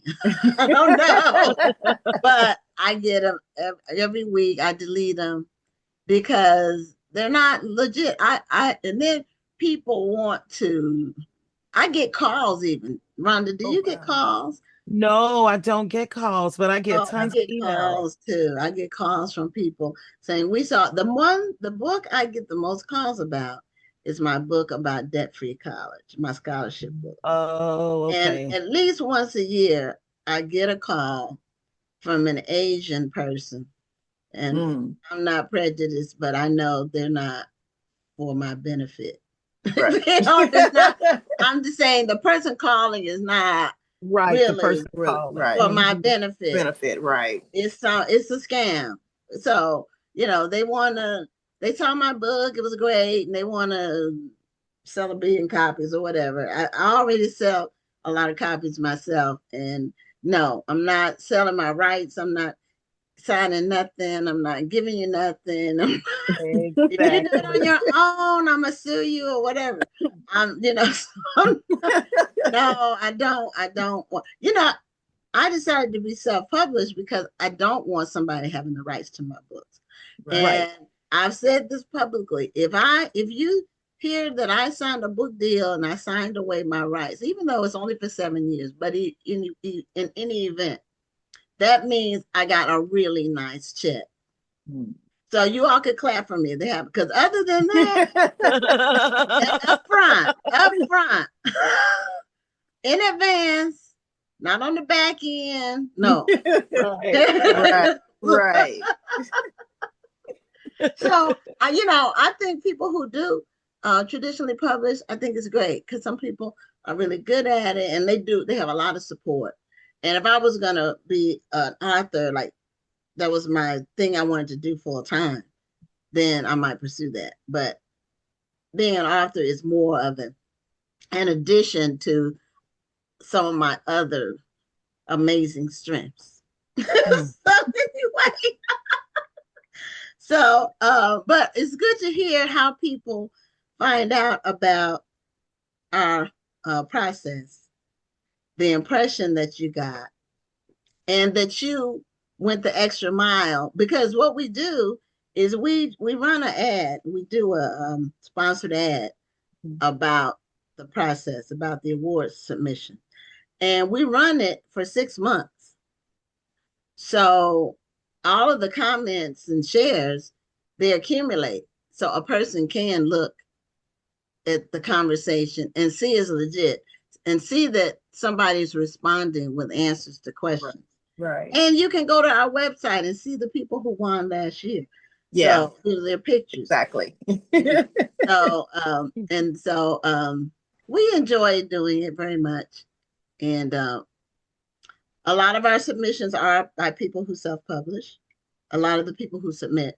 We do get traditional published books too, but it's one of the few places where Black authors who are self-published and do quality work can get recognition.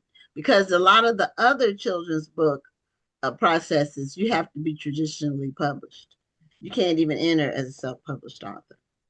Mm-hmm. So are you planning to continue on this path? Are you going to put out some more books? I am actually. I'm actually working on another book dealing with children in divorced families. Having to, it's called Our Family Looks Different. So that's what I'm working on now. Still got a little bit to go. Me and the illustrator, we're just trying to get the right, So, but yeah, that's what I'm working on now. Okay. Well, if I had to give some advice, even though you didn't ask me for any. I'm game for any advice. Any advice. Don't make it too heavy. Okay. Divorce can be heavy for kids. Yes, it can be. But a kid doesn't want to read heavy too. They already have experienced heavy. They don't need to read heavy. So make it real, but not too heavy. So that it'll make a child like depressed. So some of the books that were submitted were so heavy.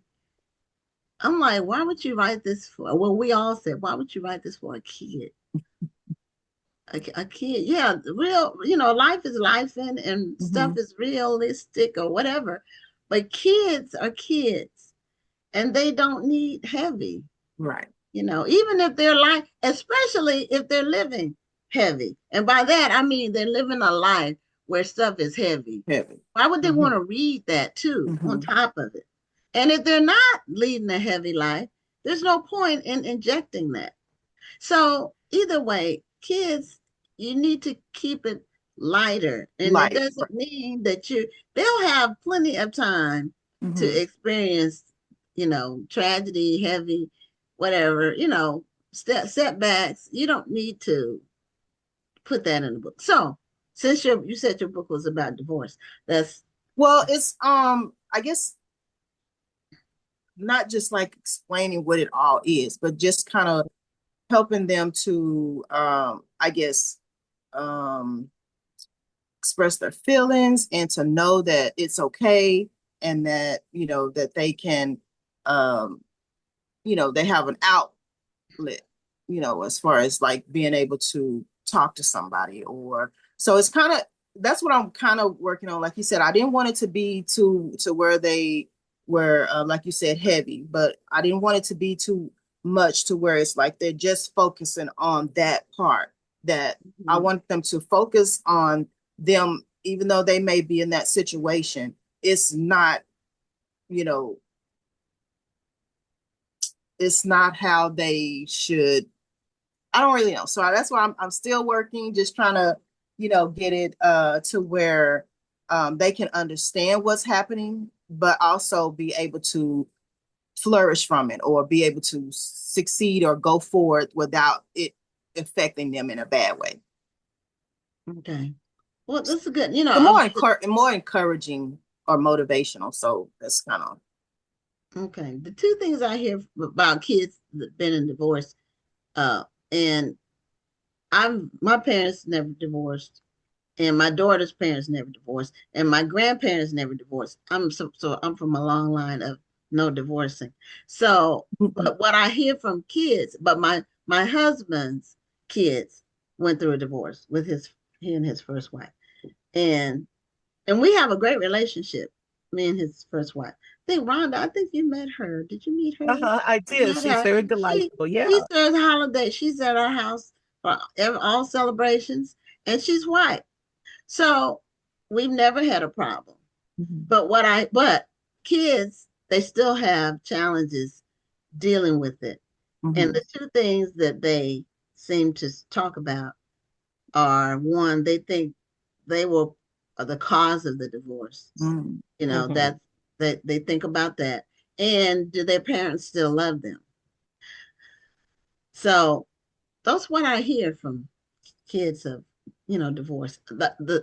Those are the two most common themes I hear from the kids themselves. So that might be something you might want to incorporate in your book. I've already wrote it. I already got my notes. I'll be writing notes. I told you. I love getting gems. I love getting gems. It helps me to be a better author. So I appreciate it. Okay. Well, we're going to be seeing you at the National Black Book Festival. You'll be there in the children's section.